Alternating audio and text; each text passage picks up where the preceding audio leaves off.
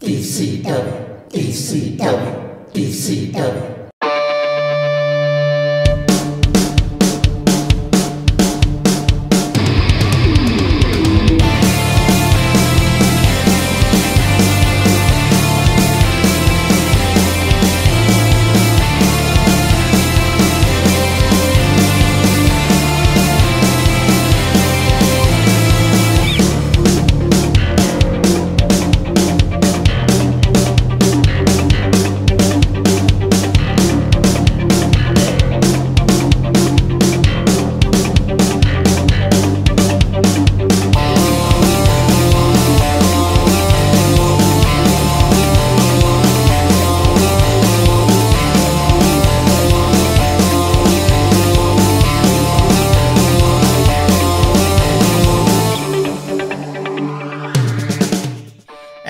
Welcome everyone to DCW Blast. Oh my gosh, how about that? We had a bit of a rough start on the stream, but we're back and up and running as always, and we are bringing it out, bringing it live, doing the best that we can under the circumstances.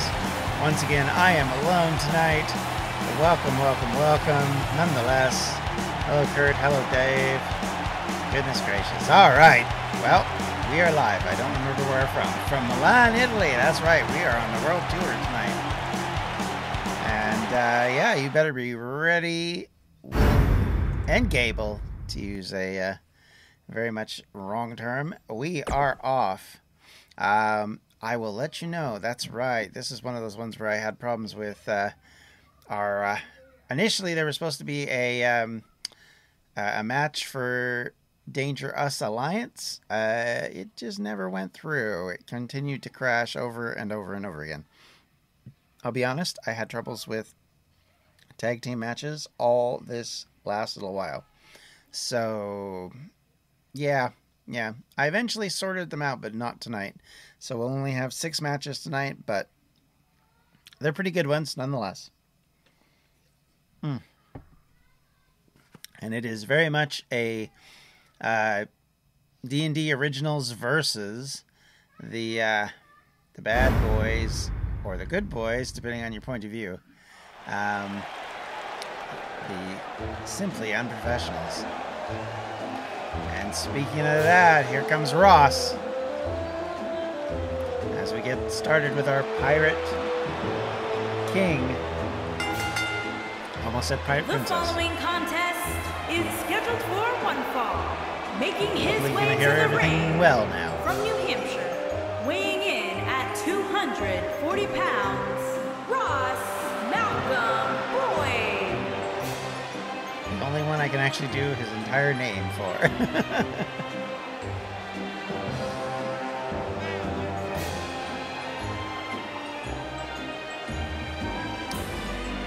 So we, are ready to go, and it's going to be a good one tonight. I think these matches are quite fun.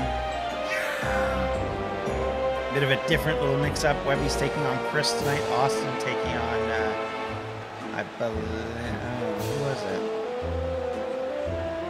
I've suddenly lost my mind. I think it's Anthony.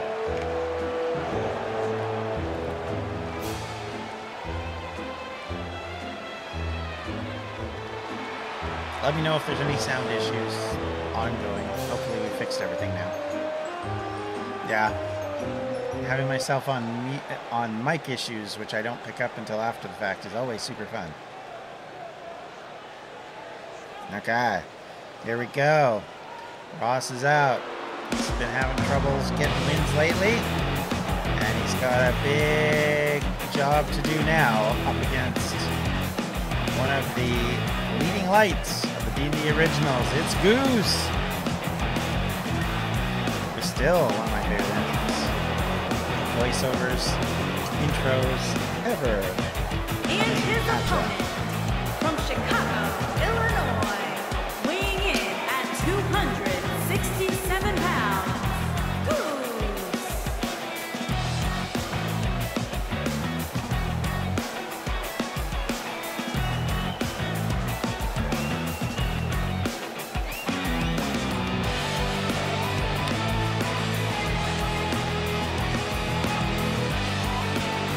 Okay, so my mic is low. I was wondering about that. Okay, I'll turn that up a bit.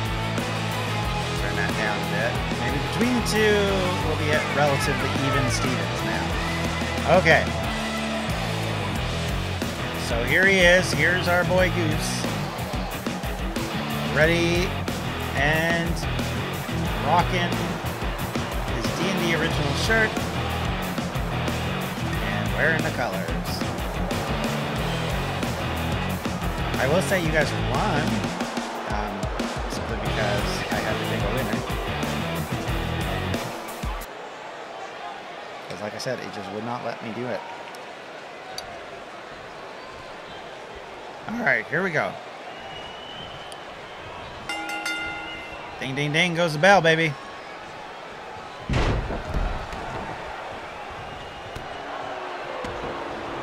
And John can't hear you. Yeah, hopefully the adjustments have fixed everything now. You're a little late there to that party, Kurt. Alright. Lock up underway.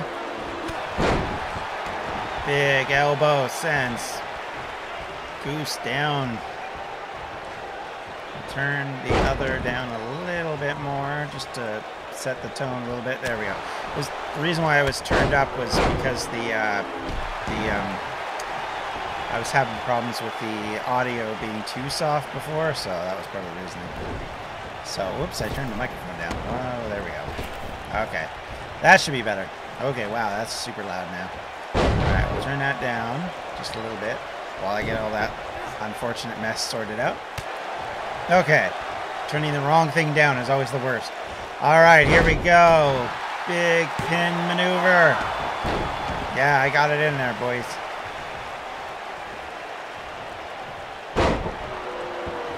Okay, so he turns him over, trying to get him. Stomping on the arm, adjusting sound, not the best thing right now. Match underway. Jawbreaker by Ross. Tries to go for it. Looked like a standing drop kick, does not work. And dropped on his back for the pleasure of that. Alright. So he stands him up. Overhand punch. Now he gets him up. Looks like he's going to go for a powerbomb and does. Alright, what's he going to do with him now? Drags him to the center of the ring. Stretches that leg out.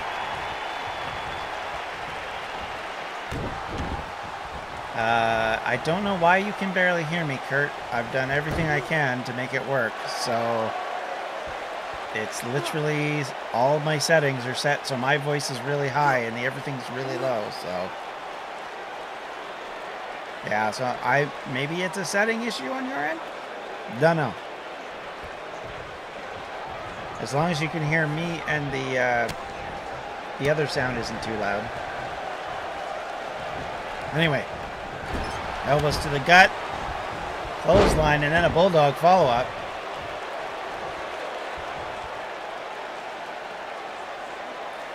I mean, I'll be honest, Kurt, I'm looking at my screen and the headphone and microphone's almost to max.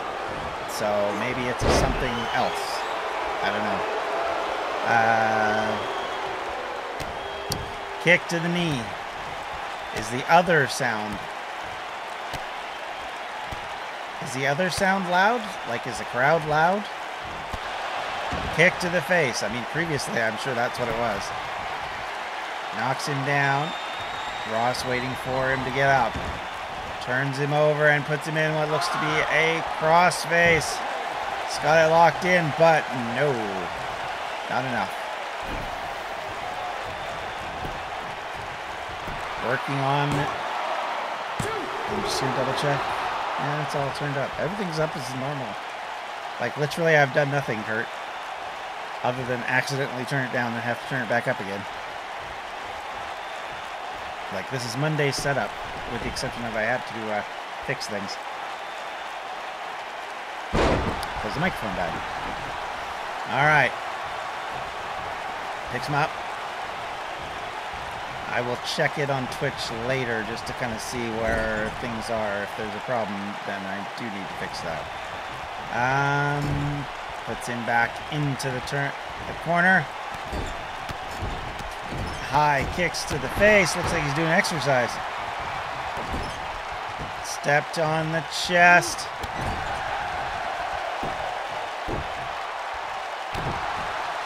Step on the head. Comes in with an armbar. Working away. Trying. Wrenching. Ooh. Strikes to get free. Rob in trouble now. Gets a suplex down, which gets Ross dazed, then tries to follow it up with a kick, but Ross rolls out of it. But then immediately, Goose flips him over. Goose now working away. Comes in with a couple of checks on Ross, but Ross threw him over the ropes. Thought he had him over all the way, but apparently didn't see him. High double axe handle leap off of the top rope. Puts Ross to the floor, to the mat. Now it's a springboard. Drops on him. Oh, but again, another jawbreaker puts an end to that.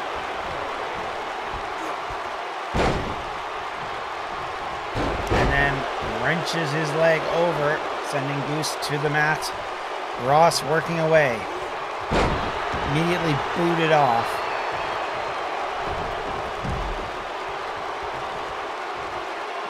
Goose following up, chases him towards the announce table. They're fighting outside the ring. The referee is just now starting to count. Ross gets his head bounced off the ring apron.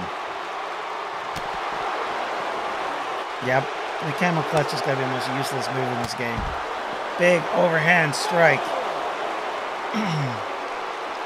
Catches him. These two men are still fighting outside. Oof. Big power move sends Ross to the canvas outside. Not the canvas, but to the concrete outside. He does get in at 7, though. Goose waiting for Ross to get to his feet. Ross struggling. Gets up. Immediately runs into a code breaker. There we go. Goose drags him back into the middle of the ring. Goes for a quick pin. Here we go. 1, 2. Oh, so close. So very close. Referee came fairly close to counting 3, but Goose not happy. Working away on the neck. Stretches him out. Places him back down on the mat. Picks him back up into a seated position, but that just gave Ross the time he needed to get out of it. Comes in with a high, I don't know if that was a knee or a boot, I didn't see it, but caught him. Camera work not helping us there. Oh, big DDT. Goose has an opportunity now. Drags him back towards the middle of the ring. Drags him some more. Springboard! Lands it. Doesn't go for the pin. He's resting for some reason. Not sure why he did that. Another code breaker. Now, is that it? 1, 2, 3, it is. And Goose takes out Ross 1-0 to the Originals. Catches him with 2 code breakers and takes the victory. And he's a sweaty, sweaty man. Standing up and celebrating that one. His team will be very happy with that victory. There's no doubt about that. And Ross is definitely upset. Shaking his head as he walks away.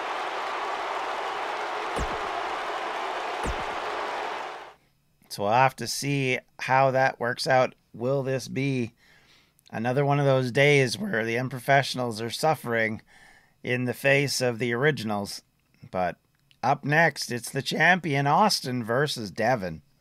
These two have fought a couple of times in singles matches. I think Devin's 1-1, Austin's 1-1, and we're down to what might be called the rubber match. We'll have to see how this one irons itself out.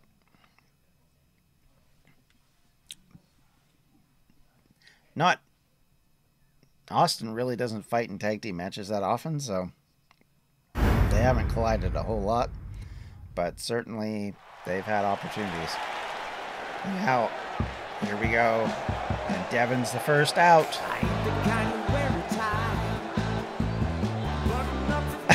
Not in one of those fancy groups. That's right, Dave. You're not in a faction. You don't belong. No shit.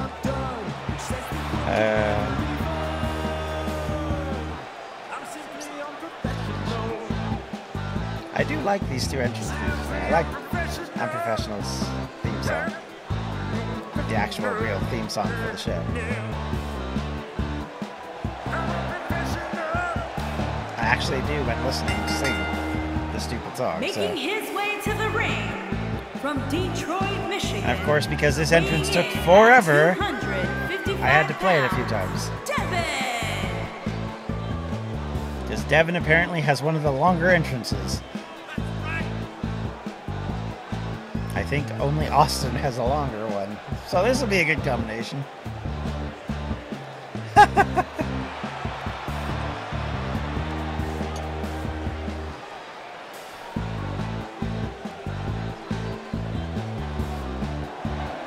Well, you have fought the Unprofessionals a couple times, Kurt and Dave.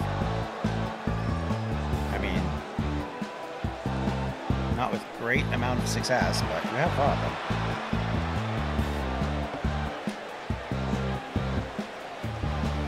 Da-na-na-na.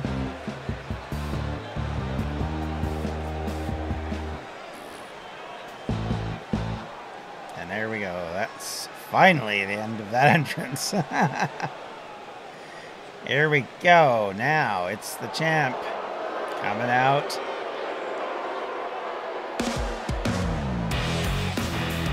And his opponent from Louisville, Kentucky, weighing in at 262 pounds, the world heavyweight champion, the Horseman, Austin Champion.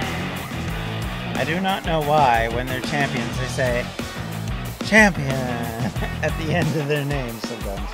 So weird.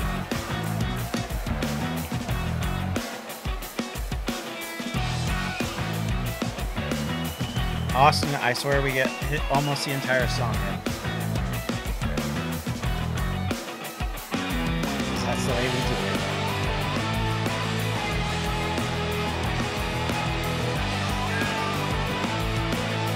I mean, you're more than welcome to take on the originals and SU if you can win the belts back. Defend yourselves.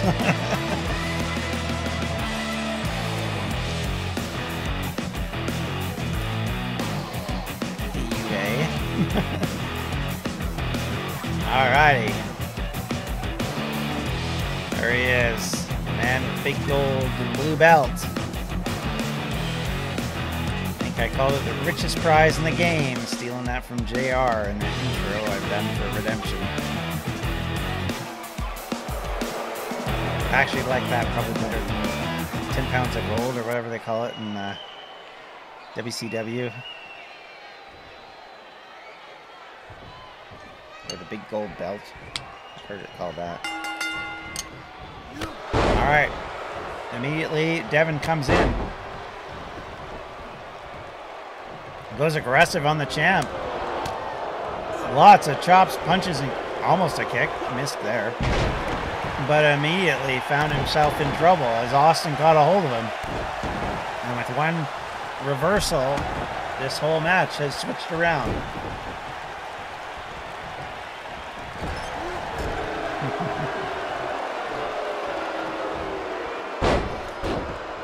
Belly to belly sends Devin down to the mat.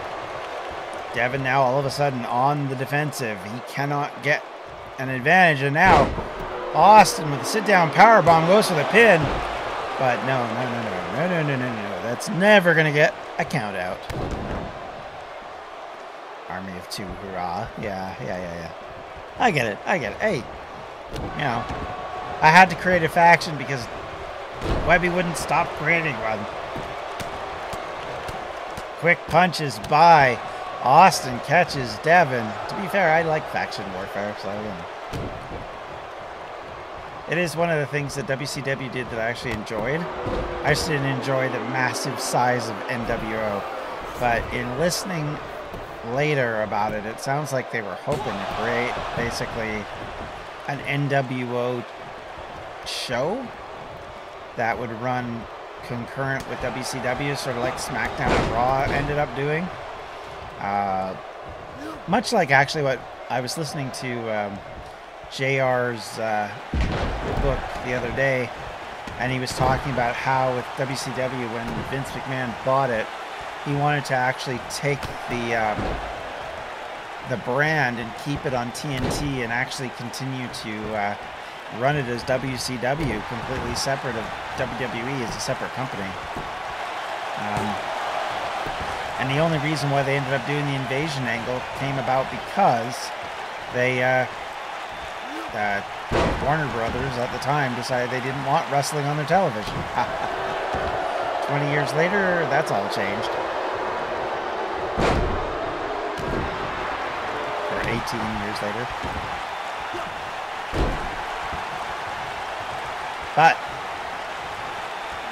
yeah, obviously, I would have thought, had they kept WCW around, I think it would have given the WWF something to work with and against, while not necessarily being of the same variety. But Vince's panic mode seems to be to get rid of brand splits, so who knows, right? Because once again, apparently on the WWE Network, or programming, they're already pulling back from the brand split that they created back in October. Meanwhile, Austin goes for pin. 1, 2. No. It's actually why I kind of think in some respects, even though they've fought against it, I think deep down, I think Vince appreciates AEW because what it does is it gives him something to innovate against. Whereas if, and they're not really a threat to them at this point. I think if they were a real existential threat, it'd be very different, but not having that exact, yeah, I mean, the original brand split in 2003, I think was a good idea. I think the problem is that realistically, to make it work, you need them to be very different animals, which they did, because I mean, the old brand split, you had sort of the younger, or at least kind of better technical wrestlers were mostly, well, maybe not mostly, but certainly there was a lot of very, very good peak wrestlers on SmackDown, and then a bunch of rookie types. And then Raw was sort of, as always with WWE, looked at as the A show, and it sort of had all the big guys on it. But, well, yeah, I wouldn't, see, this is the thing. I wouldn't do a Raw versus SmackDown anything. I would actually keep them away from each other. I would continue. I like the idea of having them have their own pay-per-views. And the original brand split, they were actually split, so you'd have one Raw pay-per-view 1 month, and then you'd have a SmackDown pay-per-view the next month, which made sense, because that gave you time to kind of build storylines over an 8-week period instead of a 4-week period. And then when they brought the brand split back in 2015 or whatever it was, they tried to have pay-per-views twice a month, which I don't think you should do that. Not with a smaller group. I mean, if one thing NXT's shown is if you've got a smaller collection of wrestlers, do less pay-per-views, not more. But, you know, and then you only do Raw versus SmackDown once a year. You might have them having on the big 4 pay-per-views, you have each of them fighting, but you only ever have them fighting each other once a year, and that would be at Survivor Series, and that would literally be it. That would be my strategy for success, because I think it actually dilutes the product when you do that. Oh, there we go. Austin with the winner. We didn't even talk about the match. Yeah. Yeah, it was way too much. And Austin with the big win. I mean, you consider there would be a pay-per-view months where they would have 4 pay-per-views going if they had NXT as well. Austin not done with Devin here, though. After the match is over, still continuing. Well, I mean, Kurt, they've got the WWE Network. You may not like them having more than one pay-per-view, or having a pay-per-view a month, but they're not going to get away from that model. It is one of the reasons why people buy the WWE Network. If they didn't have those pay-per-views, I don't think people would be buying that network that much if they only had like 4 or 5 pay-per-views a year. I mean, the reason why AEW does it is because they're only buyable, right? You can only buy them as an actual pay-per-view. So you have to spend $50 or whatever. You know, if you can spend $10 a month and get, you know, you're going to want those pay-per-views to kind of build content, because if you look at the numbers for the network, most of their stuff gets no views or very little views. It's only the live stuff that does, or in some cases the old like Attitude Era stuff. So realistically, I think they kind of booked themselves in their corner. But the WWE's been doing monthly pay-per-views for the better part of what, 25 years. So I think that type of change is just not viable. I do think it hurts them from a story building perspective, sure. All right, here we go. This match, the Triple Crown champion faces the Brawler in a non-title match. Making his way to the ring from Toronto, Ontario, Canada, weighing in at 241 pounds, the Brawler. You might say more about this match. We'll see.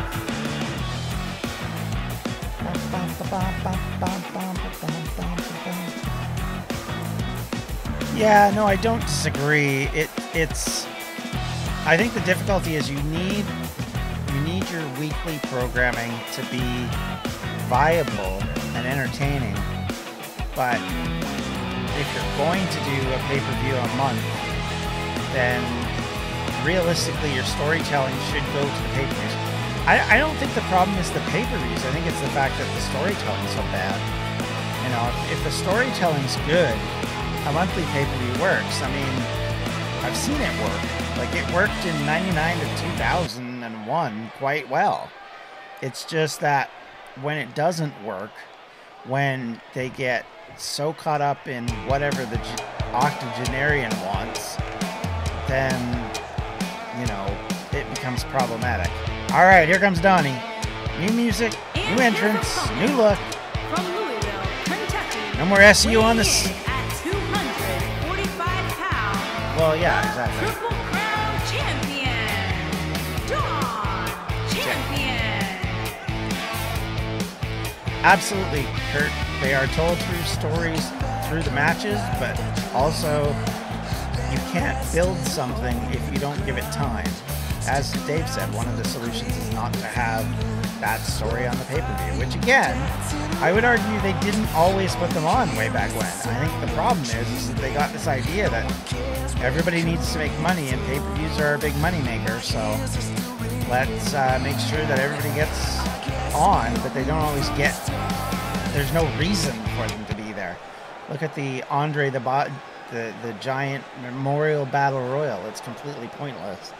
It doesn't do anything. The guys who win it accomplish nothing for it. But it's on WrestleMania because, well, everybody needs a payday. So, it's a problem. There's no doubt. I mean, hey, this is a stupid artificial wrestling federation. And I will tell you that there are times where I sit there and go, okay, how do I make, you know, wrestlers be relevant, actually have matches that are worthwhile? And even this has been difficult. So I can't imagine trying to do this for real.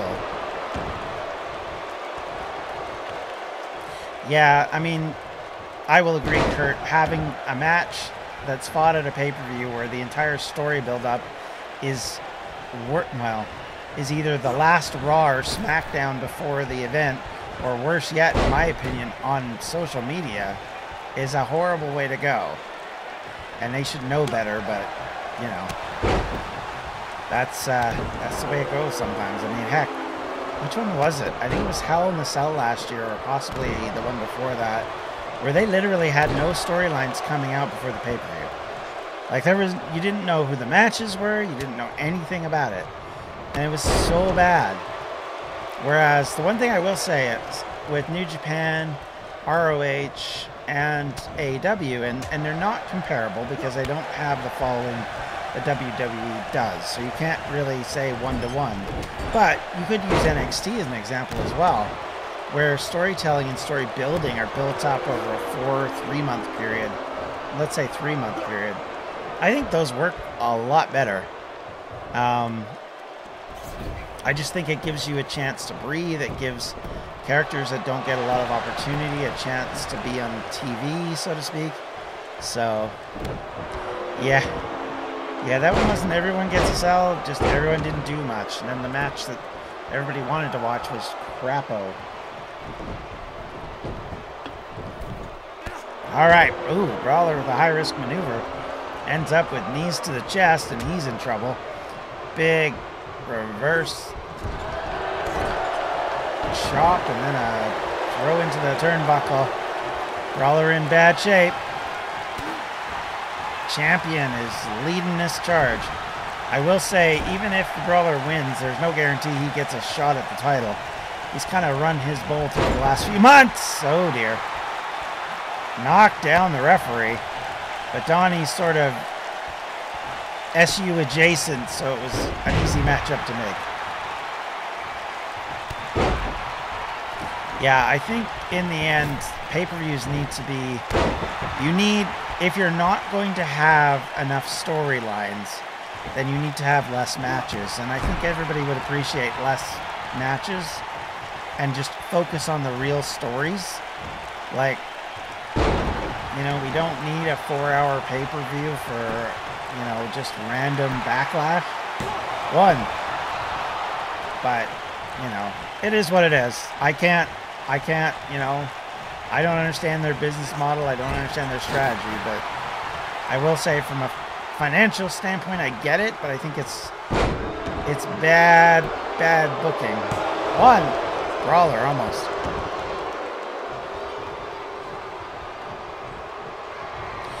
Yeah, the idea that a cage match is one where you escape the cage to get a victory seems a little wonky. I get that idea. Certainly AEW in their only cage match did not do that. It had to be a pin. I think the original concept in wrestling was that, and then it was the WWE that changed it to this climb out the cage thing. And then they started to say, get out the door. Yes, yeah, Money in the Bank was actually shorter than Raw this week, which is a blessing. I actually watched Money in the Bank. Oh, there we go. Donnie with the win. And again, I did more talking about this than the matches, but, you know. I mean, Kurt, we're never going to really talk about what you call Spot Fest because you and I don't agree on that particular subject, but storytelling is important. I will agree with you on that front, and I think the best thing that can happen is tell the stories. A match can tell a story regardless of what the match structure is. It's just, do you tell a story? And a lot of times, how do you tell a story with someone you haven't had a match with or any build-up to? That's where I have a problem. So there we go. Donnie with the victory. Big win for him. Going to the pay-per-view. Speaking of somebody who has got a bit of a matchup coming. He is facing Goose at the pay-per-view, as we have found out, as Goose is cashing in his win from the last pay-per-view, where the Originals beat the Unprofessionals in that table elimination match and got to choose which belt they went after. So Goose decided he wanted a shot at this belt. But because Rob did have a championship, we're going to give him a second kick at it. So it will actually be a three-way match three-way dance between those individuals. So that'll be interesting. Certainly it'll be a unique circumstance. And as always, in those kind of events, it doesn't shape great things for the champion. About the Money in the Bank match. Okay, so I was asked, what do you think about the Money in the Bank match? I thought the format was interesting. I thought largely it was okay.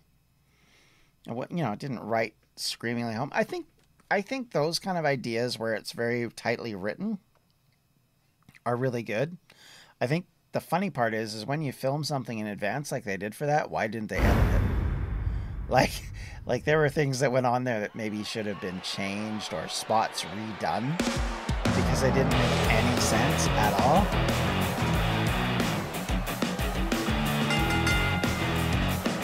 And I think that part of it was weird. Yeah, I didn't mind. I will say this, of the ones of the ones I saw, so I watched WrestleMania, which had the Boneyard match, and I watched the one with the Fiend and Cena. I actually, of those three, I least liked the Boneyard match. I actually thought it made zero sense. Mostly because I think The Undertaker is a very old man, and the mystique is gone. He's been beaten at WrestleMania, so like him winning that match made zero sense to me. But I guess it buried the OC, right? Right? But I don't know. I actually really liked the Cena match, though. I thought that was cool. It's definitely different. I think Bray Wyatt has an amazing mind for this kind of storytelling. It's unfortunate that I don't think he's that good of a wrestler, but I think his storytelling, or at least the WWE version, hasn't been very good. But his storytelling is definitely good. Yeah, Kurt, I will agree with you. I think watching no fan shows are difficult. I think about what it'll be like watching pro sports that way and how difficult that might end up being. I think it'll actually be one of those things that we will struggle to put up with. But that's why I like the AEW's method of putting people around the ring. I think it actually gives it at least some sort of audience, even if obviously it's a worked audience rather than an actual genuine reaction. I still think it's fun, and it makes it a little bit easier to tolerate. Having nobody there and them shouting at the camera and stuff made, like, I can't watch Raw or SmackDown. That method just, it's too weird at this point, just having no audience at all. But, you know, I sympathize with what they're trying to do, though, so I don't know what else you can do in this circumstance. All right, the former champ, I should say, working Chris outside the ring. Yeah, well, we'll see. We'll see what football and hockey and baseball will be like when there's nobody in the crowd. Because hockey's coming back, I suspect, by July. And the NFL has given nothing to tell me that they're not going to be playing games in September. There was a conversation I was reading earlier today talking about the opening game at SoFi Stadium with the Rams, where it's their opening game in a new stadium and no fans. Might be a bit awkward. But yeah, I agree, Dave. I think it does harken back to sort of the you know, the bingo hall type shows, right? Like those small, intimate affairs. Kind of reminds me actually a little bit of WCPW from the Britain, where they had those fans in Newcastle for those events. And they weren't like huge amounts of people. It was more than, 10 wrestlers, but it was still very intimate, very small, and I think it works really well. But when you don't have anybody, and you can hear everything they're saying, and every scream, and every ooh and ah, and you're a bitch, or whatever else they're saying, I don't think it works. I think it doesn't make it quite as good or solid. But yeah, I think a small show works in that environment, and I think because most of those wrestlers actually came from the indies, I think they're sort of used to that environment, so it doesn't throw them off quite as much as it would do for, say, somebody who's not, used to playing for 10, 15,000 fans every week. And it'll be interesting to see how, like, Bundesliga, NASCAR, and yeah, NWA is in front of a small audience as well. You know, how those kind of things work without audiences. I think we'll get a real good feel for how things are going to go in the fall, because I don't see any point where we're going to have fans in any large measure, probably, I would think, before Christmas, but I could be wrong. Certainly with the government in the United States, who knows? But I do think that realistically, I can't see it. But, you know, I could be wrong. Been there before. Oh, big uppercut there. Tries to go for the pin. Webby gets out of that. So far, it is pretty much been Originals beating up on the Unprofessionals, but Brawler, of course, lost his match. Chris here hasn't been, shall we say, on the winning train quite a lot, so I would be very surprised to see him beat Webby. Whoa, he catches him in midair, puts him up. Oh, here we go. F5. That's gotta do it. 2. Oh my gosh, he got out. We got a "This is awesome" chant. Wow. Just some crowd needs some people. Wrestling is about drawing people for its motion. Yeah, I've heard the idea of having like sort of an NXT style crowd. The problem is you've got to get social distancing, and the more people you bring in, the more likely it is that they could bring in the disease. So you have to take that into account. I don't know. Did anybody watch UFC? I didn't. Yeah, I know. Pop-up F5. I've never seen that one before. Oh, right. Ah. Well, I know, like, in soccer, right, if there are riots that go on or problems with the fans, they'll have games with no audiences to kind of punish the team, but I've never watched one. I don't know what it'd be like. I didn't watch UFC this weekend, so... Webby leaning into Chris. But I've read a little bit about all this because of hockey and everything, and the possibility that they're going to have games here in town. And it sounds a lot like basically what you're going to have is you're going to have teams in one spot who are going to be completely isolated and not allowed to go out, and they're just going to try and keep them in that bubble as long as they possibly can. That is a weird stretch. Yeah, no, I know, I get that. You need something, that's for sure. Like I said, that's why I do like the AEW production a bit better. I actually think it's nuts WWE haven't even tried that. They've got the people there, so why not at least give it a go? It's more interesting than listening to Michael Cole, I'll tell you that. But, oh, Chris dives off the second rope, catches him with an uppercut. Now, actually getting some offense in on Webby. We'll have to see how this all works out. We'll know a lot better, I think, within the next month or so. For right now, we're still all in the dark, and I do agree, though. I think wrestling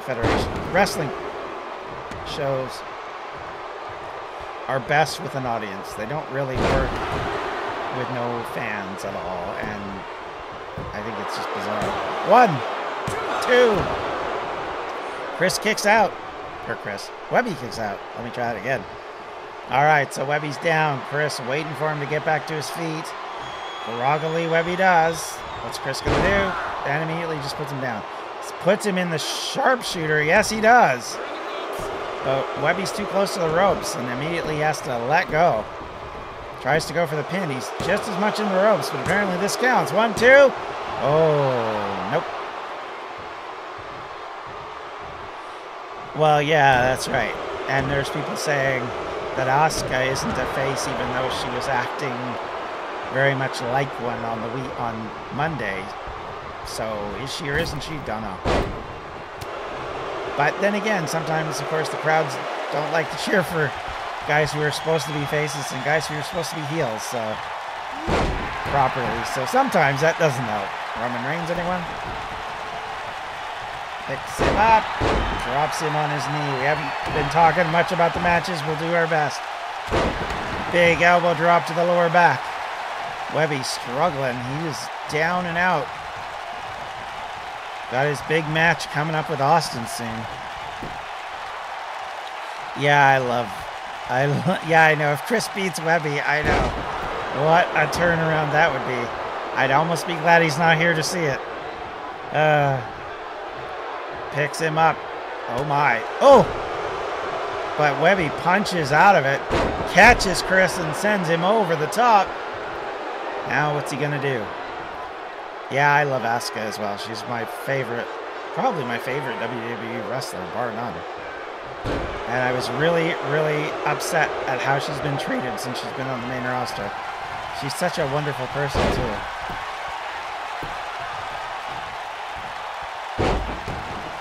I mean, you can tell she loves what she does. And she puts her heart into it every time. You're making a meme. Oh, dear. Webby's got Chris up. Here we go. It's another F5. Yes, it is. Goes for the pin. Is this it? 1, 2, 3. No meme, no meme. Webby with the victory. His match against Austin coming up.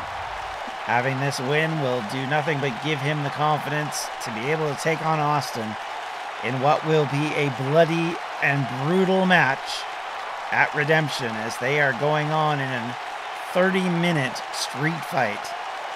Falls count anywhere, anything goes, and the winner is the person who gets the most pins over 30 minutes. It's gonna be nuts. You were lucky this time, Webby. Yep, he was. His record has not been great at times in matches like this. He usually gets it rolled up. It's not a submission. See, that's the problem. Chris can't do submissions, apparently. There he is. The Angry Panda with the big victory over the D&D original. Could this be setting the tone for the pay-per-view in 2 weeks? Will we see another arm raise with the belt? Or will Austin be able to pull it off and continue to hold on to the championship? We'll find out in 2 weeks' time. Meanwhile, Chris, once again, unable to get a victory here, but better luck next time. He did do his best, I would argue. So next up, another big cross match between Anthony and Rob. Rob with an opportunity to try and set the tone for his match coming up at Redemption. Certainly he'll be wanting to get his belt back. This is the longest Rob has been without his title since he beat Brawler for it. He, of course, lost to Avalos at Distracto-Rama, but won the belt back straight away the next week on Blast. Well, not even the next week, in the next few days on Blast, because if you remember, Distracto-Rama was on a Sunday, and Blast on Wednesday is when he got the belt back. Or was it Attitude? It might have even been Attitude. I can't remember. But, yeah, that was quite the situation.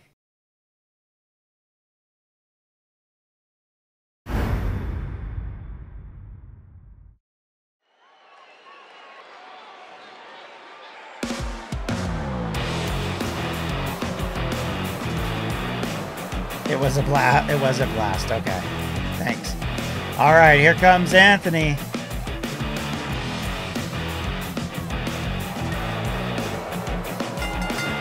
The high-flying luchador himself. From California, weighing in at 220 pounds, Anthony. Anthony, of course, has a series of wins and will want to continue to progress as he tries to move up the card. Certainly, I think if he could beat Rob, that would set a good tone and challenging for the Triple Crown Championship, which I could definitely see Anthony in the mix for soon enough. All right, here he comes. Rob Siren.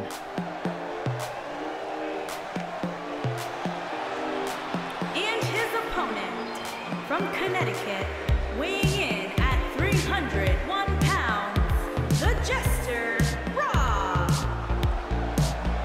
With a grin that lights up the world. Here he comes. All right, so 135 pounds. Anthony, he's not that small. Not that big either, but he's not that small.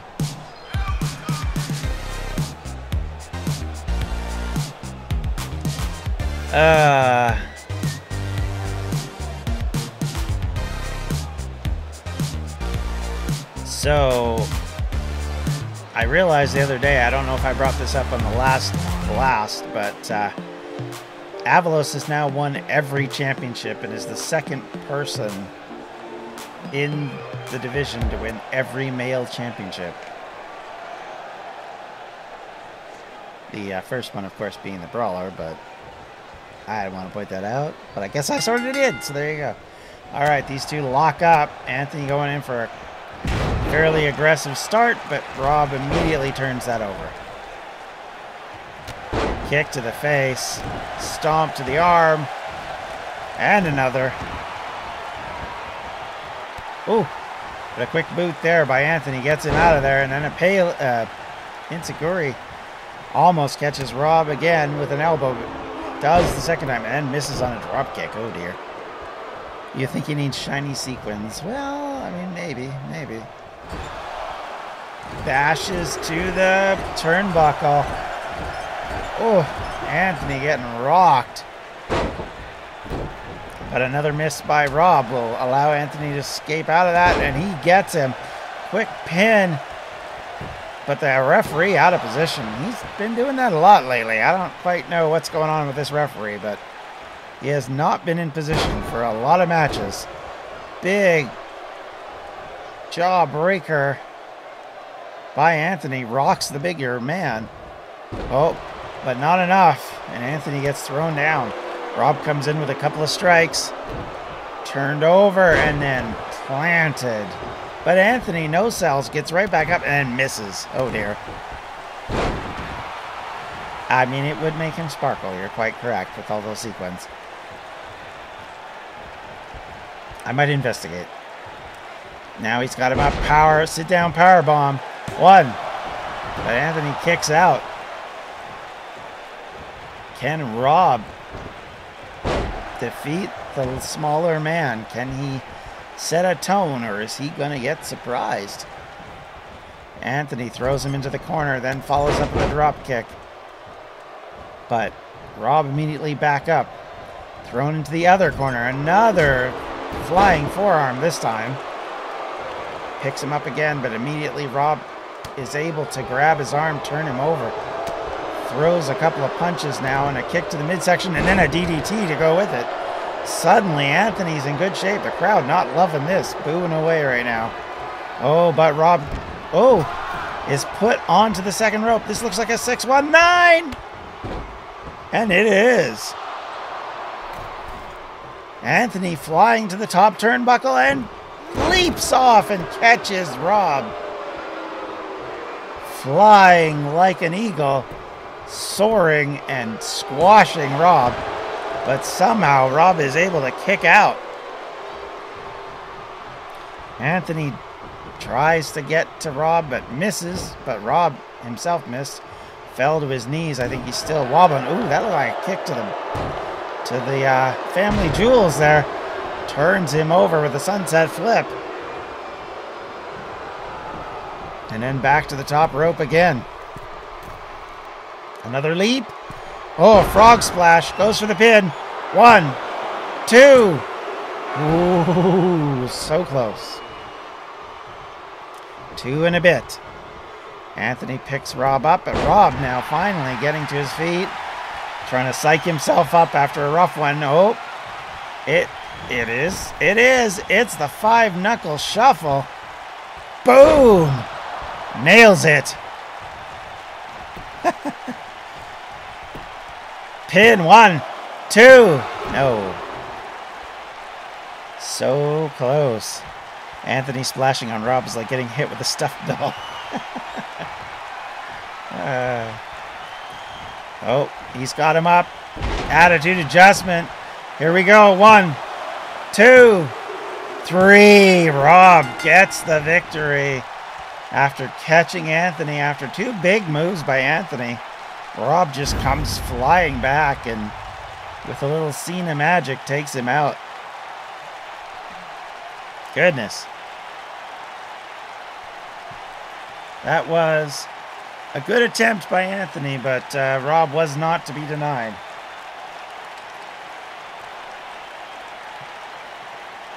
So SU up 2 matches to 1. I'm not going to call the Brawler Donnie match to be an SU match. I think that's not fair. You also note there's no SU on that Triple Crown, and doesn't it look so much nicer? It's over just like that, Sparkle. Actually, yeah, we really should. I need to come up with more of these Here is your winner, the Jester, Twilight Sparkle. Rob. Go full brony. Rob happy with that win. Wanting to put his ugly spray paint back on that belt.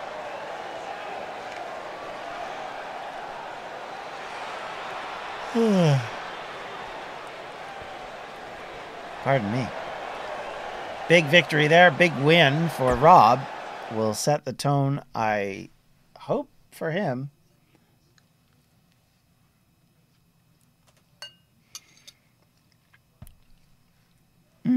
Right, okay. Got it from 7 Deadly Sins. All right, so now we are at our main event of the evening, everybody. It is, I believe, I could be wrong, but I'm pretty sure it is. It is the Pack versus the Tag Team Champions, ShadowFox. And I'm sure I know who you two gentlemen will be cheering for. Rob likes that anime. Oh, I see. Okay. Gotcha. It was fun. I watched a bit of it. I didn't watch it through. I will be honest, I haven't really watched a lot of anime through lately. I think the only one I have is Psyche K. It's been a while. I've read a few manga, but I haven't actually It is a good one. I've enjoyed what I watched of it. Couldn't stick with it though. And I don't think I watched any of the second season of it, but there you go. All right, so first out, it's the Pack. Jax, Forest Walker, and Corbin All the way to the ring with his new look. at a combined weight of 772 pounds. Jack Walker and Alpha Wolf, the Wolf Pack.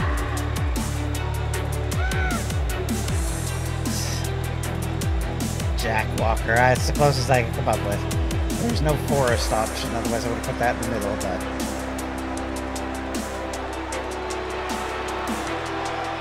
he dwarfs his partner, but nonetheless, these two have worked well together. If they can get a victory over the champions, it will put them in good stead after the pay-per-view when Danger Us Alliance gets a shot at our next competitors. So much anime through this COVID. Yeah, I have been not, I must admit.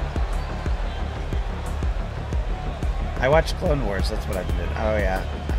This is before I corrected all this. I went through and fixed all these because I forgot that the tag teams hadn't been adjusted, and so some of them are still coming out with the WWE logos. So you will see that for a couple matches, and it will all be DCW. At a combined weight of 527 pounds, the Professor Fox and Shay, the Thrill Seekers. It's really funny though. So I have to say, when I look at their, like, they have a kind of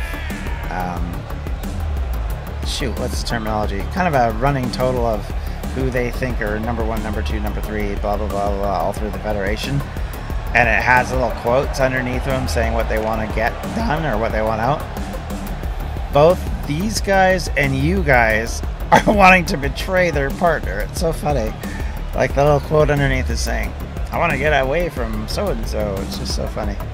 And go out on my own.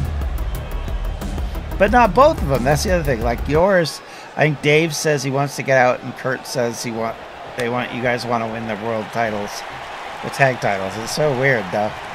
But it's totally dumb. But there you are. All right, Jax in there. Double arm. I don't know why that's totally left my mind what that's called. Big elbow. Insecurity catches Jax, puts him to the mat, and then followed up with a big stomp. Professor Fox coming out flying after a rough start there. Double arm DDT, and no, not DDT. Whoa! Jax catches Fox and pancakes him. Now tags in Corbin. Corbin in now.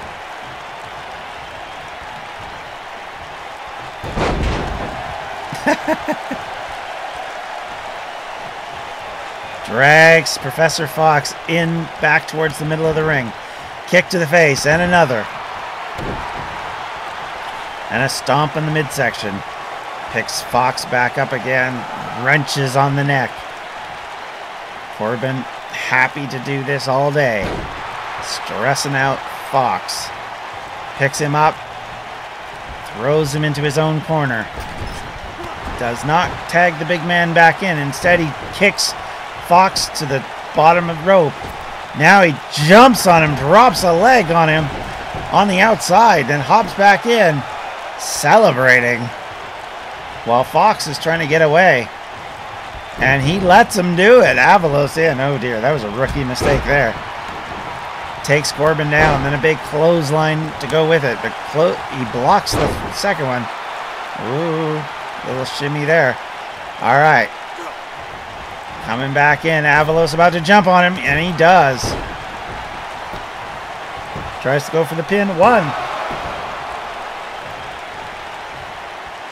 So now Avalos with a boot to the side. Drops a leg on him. Picks Corbin back up. Kick. And then twist of fate. It's going up to the top. Is it going to be the big one? Yes, it is. Swanton bomb. Goes for the pin already on Corbin. One. But Jax in to save the day. Punch to the back. Fox tries to grab him, but Jax just no-sells that. Then gets kicked in the back. Rolls out to the floor. Corbin's there by himself now. Avalos working away. Chops Corbin. Brings him up to the edge of the ropes and guillotines him off the top of the ropes. Corbin, fights his way out. He's fighting for his team while Jax is out and down on the mat. Picks him up. He's got him set up. Power bomb. Sit down power bomb. Doesn't go for the pin though. Instead, decides to pick him up. I guess he just assumed he would not get to do it with Avalos' partner in the other corner. Ooh! Grabs him and able to put him down again. Is he going to go for another one?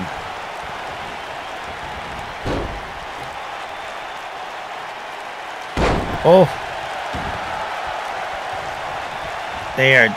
He's definitely raking Avalos over the coals, and Jax is back in. Or back up. And once again, able to plant him. Now he's waiting for him to get to his feet. And a leaping Inseguri? I don't know what you call that. 1, 2. How about Inseguri cartwheel in some respects? And a kick to the back. So far, Corbin just having his way with Avalos. Tags in the big man. Here comes Jax. Jax now has a very wounded opponent who cannot move. Bashes his arm. The big fella is going to do damage. if allowed to, but Avalos able to get away. Now Fox in, immediately grabbed. Jax's hands are so big, he grabs his entire head with both hands. Flips Fox over, tries to stomp on him, then catches him. In the corner, tags in Corbin. They double team on Fox. Abdominal stretch followed by a punch. Now he gets him in another big move. Goes for the pin. 1, 2. Avalos not concerned. Does not try to intercept that. Fox takes a big axe handle to the back. Corbin comes back to Jackson, tags him back in. Pack looking solid.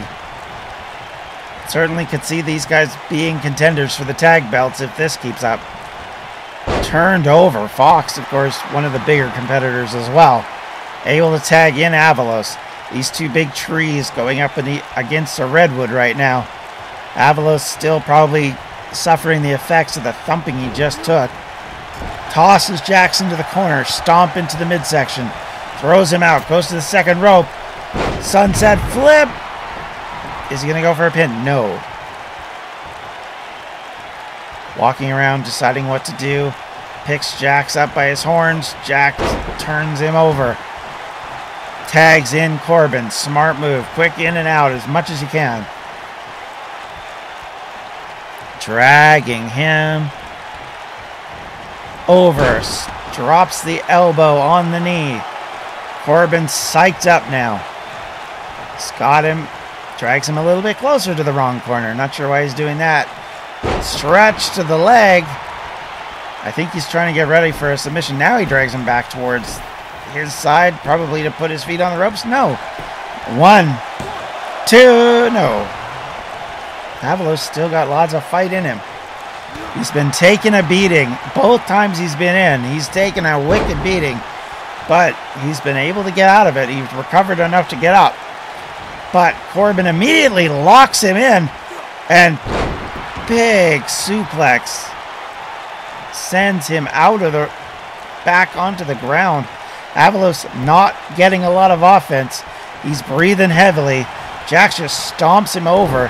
And again, picks him up wobbling. He's got him up. Looks like he's ready to plant him, and does on the ropes again. What's he going to do with him? Throws him to the corner and then charges in with a massive spear. And then just shakes him up. Corbin does have cool moves. Stands him back up. Belly to belly. Rocking Avalos. Corbin tries to stop Fox, but we don't get to a 3 count. It's only 2. Pack is absolutely making their presence felt in this match. I don't think the champions will want anything to do with these guys again for a while. Fox throws Avalos away. Waits for him to get up to his feet. Charges in. Oh, but he misses on the spear. Avalos able to find some wits to get away from it. Throws him in the opposite corner. Tags in Fox. Probably the best thing he could have done at this stage. Little tag team maneuver. Cannonball special. Oh my. Tries to go for the pin. Corbin breaks it up. And both Corbin and Avalos both Avalos and Fox chase Corbin out. Now it's Jax's turn to be in trouble. Wrenching on him, clawing on him, trying to gain the victory. Fox trying to do the damage before the big man can recover. He goes for the pin. Referee a bit slow there. 1, 2. Not going to go down that easily. The big fella is quite a hunk of meat. Gets back up again. Clotheslines Fox right out of the ring. Smacks his own face to get his wits about him. Takes the rope out with him for a minute. Picks Fox up. Oh, but then gets kicked. And then another drop kick sends him down outside. Fox and Jax fighting it out. Turn around back fist. Gets caught. quick punch, elbow, another back fist, and then a low slung trip.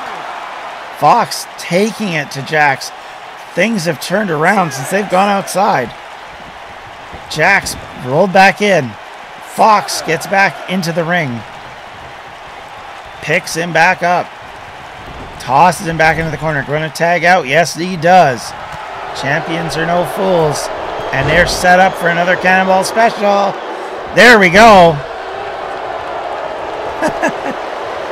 Pin 1. Corbin just puts a stop to it really fast. Both men trying to tag on Corbin. Corbin not having it. Avoids all sorts of contact there. He's still in the ring. The referee's shouting at him, but it's not his fault. He's stuck in the corner. Is he going to get counted out by being stuck? No, he does get out. Oh! Ow! Drops the feet right on the groin. While the referee's back was turned. Then kicks Jax. Tries to turn him over. Jax uses all of his weight, all of his muscle to turn Avalos inside out. Then tosses him over his shoulders. Working away. It looks like this is going to be a big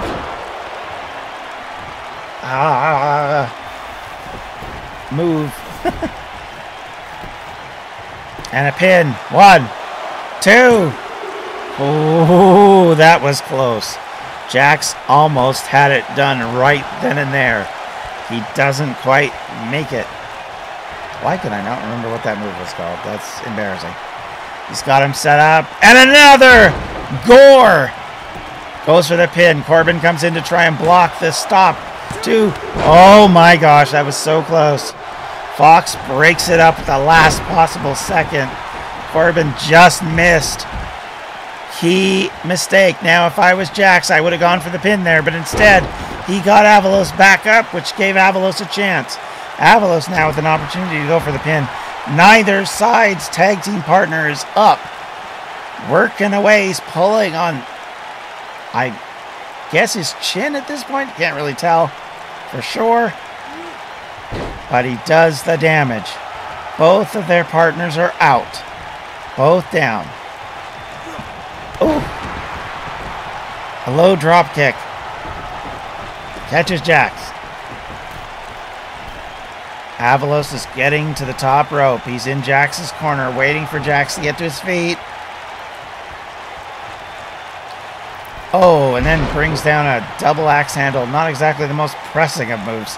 Goes for the pin, though. 1, 2.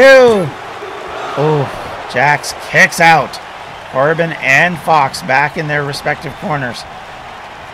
Jax able to manhandle Avalos, taking him towards his corner, but instead just maneuvers him. Works on that chin. Remember, Avalos is taking quite the beating in this match, so he will be the weaker of the two opponents. Punches landed. Gets him free from the big mitts of that big bear. But the miss on the clothesline can't be good, but a jawbreaker might be good. Avalos comes into the quick standing drop kick. Picks him up again. Oof. Drops that arm. Overhand strikes. One after the other. Pushed into the corner. A kick to the midsection. Goes to the second rope. Tries to do it. He gets the sunset flip in. 1, 2. Not going to get the pin that way. Jax is not going to go out that easily. Avalos out. Fox in. But Jax is able to tag out. And Corbin in catches the Professor right in the face. Picks him back up. Oh! Big European uppercut by Fox. Catches Corbin. Throws him to the opposite corner. Comes in with an elbow and then an enziguri, which catches him in the back of the head. Now he goes for the pin. 1, 2. So very close. Corbin in big trouble. He fights to get out of it. He strikes him right in the mush. does his best. He's now got him up. It's a power bomb, and it is a leaping power bomb at that. 1, 2. So very close. So far, both parties looking for the victory. Fox is wobbly. Fox is barely standing up, and it's this big move that just failed again. Corbin does come in and catch Fox, though. Stomp to the midsection. Another attempt at a stomp, but Fox blocks it. Stands up with his foot and trips him. Jax, who'd been down, now back up. In his corner.